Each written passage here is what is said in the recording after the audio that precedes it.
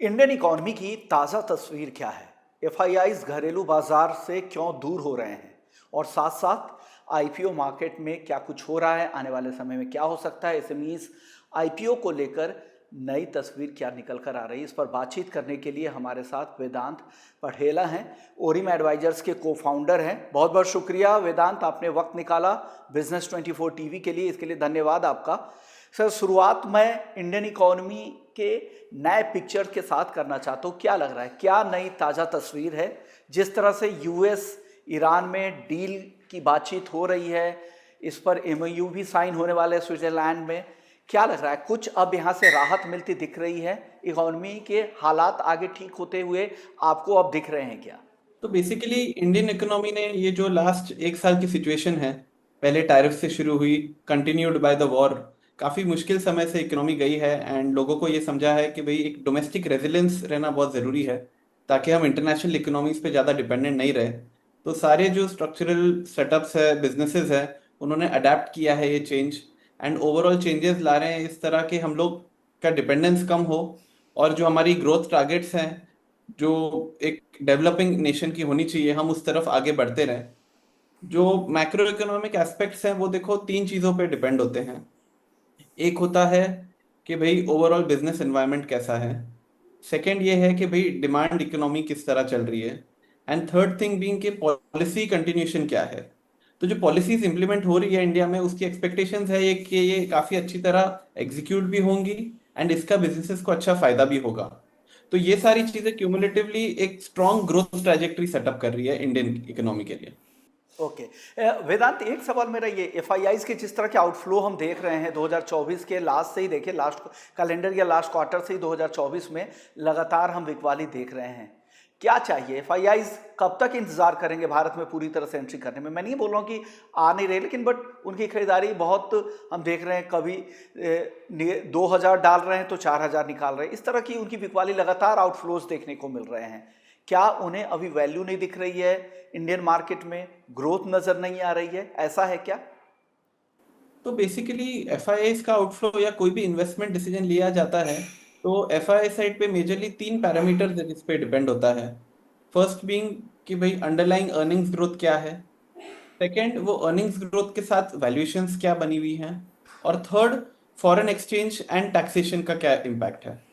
तो foreign exchange और taxation जो है वो इंडिया के सपोर्ट में नहीं चल रहा था, बिकॉज ऑब्वियसली यूएसडी आईएनआर के प्राइसिंग में भी काफ़ी अप्रिसिएशन था।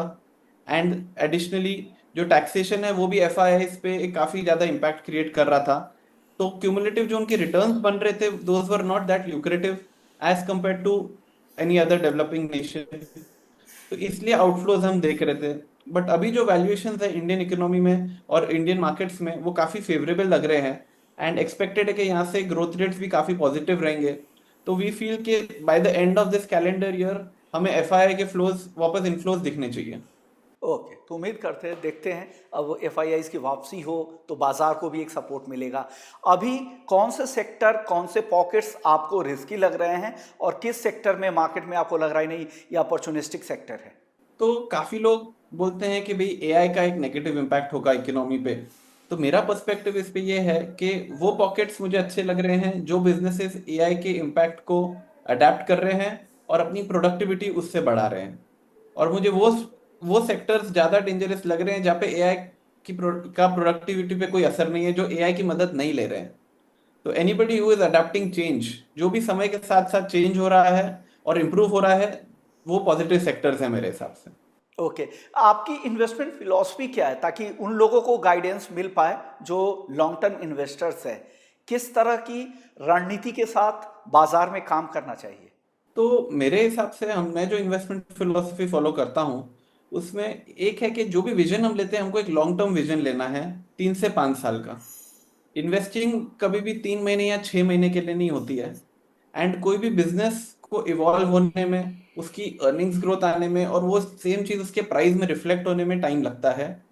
एंड ये टाइम की जर्नी में डेफिनेटली ये भी होगा कि भाई काफी डिफिकल्टीज भी आएंगी। तो बिजनेस भी इम्पैक्ट होगा एंड डेफिनेटली उसका शेयर प्राइस भी इम्पैक्ट होगा। बट स्मॉलर चेंजेस की वजह से हमारा जो इन्वेस्टमेंट डिसीजन है वो कभी चेंज नहीं होना चाहिए। तो जो स्टॉक्स या जो भी कंपनीज है जिसके बिजनेस प्रोस्पेक्ट्स अच्छे हैं, ग्रोथ अच्छी है, और अगर हमने एक फेवरेबल वैल्यूएशन पे एंटर किया है तो फिर हमको उसमें पेशेंटली रुके रहना चाहिए for a positive outcome.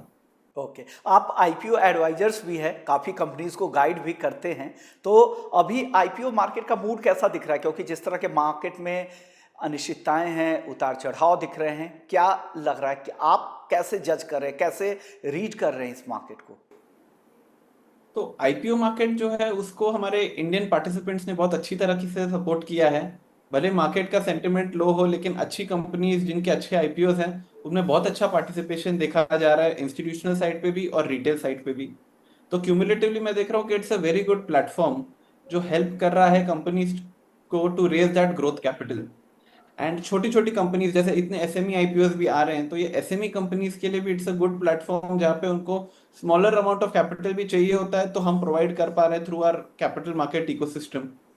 And companies वहां से जो है उनको प्रूव कर पा रही है, और फिर over a period of time definitely वो एक लार्जर स्केल पे बिजनेस कर पाएंगी because of the support at the from the start.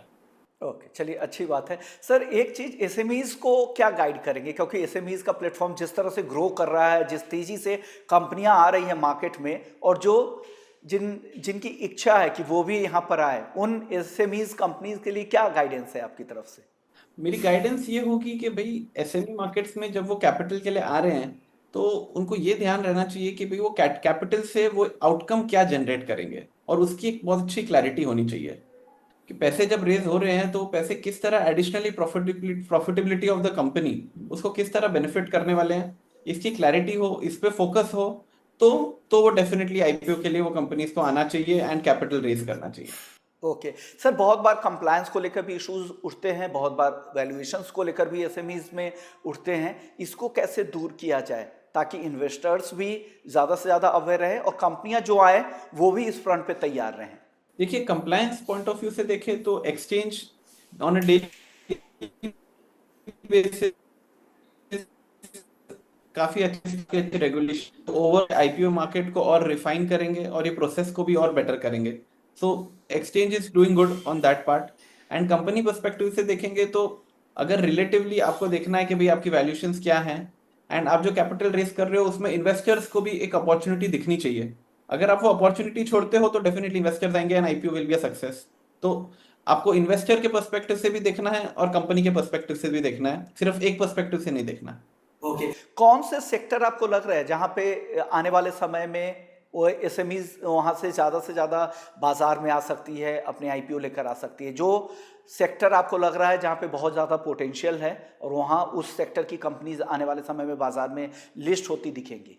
तो मुझे ये लगता है कि गोइंग फॉरवर्ड यहाँ से फ्यूचर में जो मैन्युफैक्चरिंग रिलेटेड सेक्टर्स हैं उसमें काफी अच्छी ग्रोथ देखी जाएगी।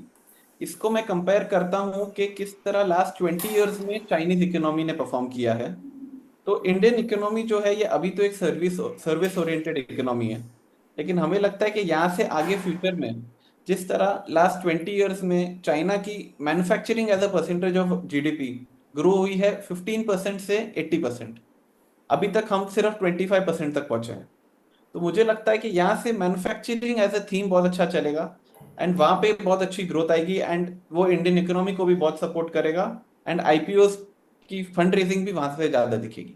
ओके, जाते जाते आखिरी सवाल, जो एसएमईज कंपनी, जो मैनेजमेंट आपको देख रहे हैं, जो अब तक बाजार से दूर रहे हैं, एसएमई प्लेटफॉर्म पे लिस्ट कराने की इच्छा भी रखते हैं, ये बता दीजिए कि इस मार्केट में बाजार में लिस्ट होने के दो तीन फायदे बता दीजिए, दो तीन रिस्क भी बता दीजिए या नुकसान भी बता दीजिए।